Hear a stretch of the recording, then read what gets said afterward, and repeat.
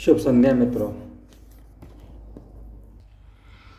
आज मैं आपको प्रेरणा गुप्ता जी की लघु कथा सुनाना चाहता हूँ। लघु कथा संग्रह सूरज डूबने से पहले। लीजिए सुनिए प्रेरणा गुप्ता जी की लघु कथा मृग तृष्णा। 2 दिन में ही नीतू ने गीतांजलि का मन मोह लिया था। हंसती तो मानो फूल झड़ते। अत्यंत आकर्षक व्यक्तित्व की स्वामिनी, और कहाँ उसका पति सुमित। कोई मेल ही नहीं दोनों का। ऐसी पत्नी पाकर तो उसके भाग्य खुल गए। आज नीतू वापस जा रही थी। गीतांजलि उसके साथ उसे छोड़ने के स्टेशन के लिए रवाना हो गई। कार ड्राइव करते हुए वह उससे बातें भी करती जा रही थी। नीतू, तुम्हारे साथ 2 दिन कैसे बीत गए कि पता भी न चला, मालूम है? तुम्हारा जब फ़ोन आया था कि तुम मुझसे मिलने आ रही हो तो मैं असमंजस में पड़ गई थी। हे भगवान, ये मेरे पास क्यों आ रही है? हमारी तो ज़्यादा मुलाकात भी नहीं है। वैसे भी मैं तुम्हारी दूर की जेठानी लगती हूँ।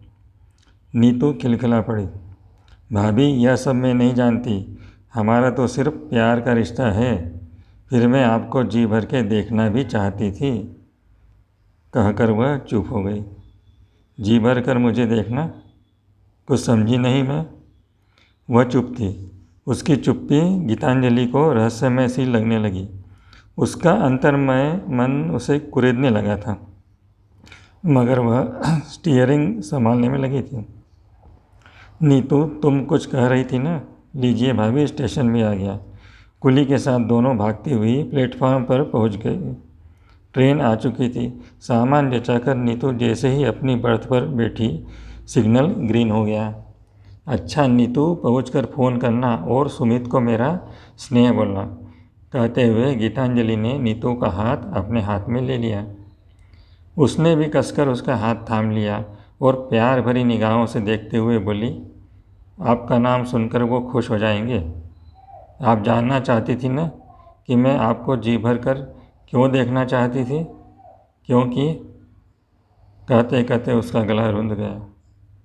हाँ हाँ, बोलो, वह भर्राई हुई आवाज़ में बोली। आपको नहीं मालूम? मैं जब से शादी होकर आई हूँ, सुमित के दिलो दिमाग में बस आप।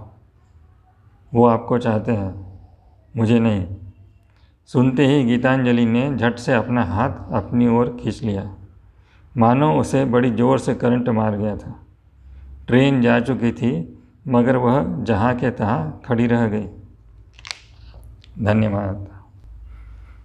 ये लघु कथा आपको पसंद आई हो तो कृपया लाइक कीजिए, कमेंट कीजिए और चैनल को सब्सक्राइब कीजिए। धन्यवाद।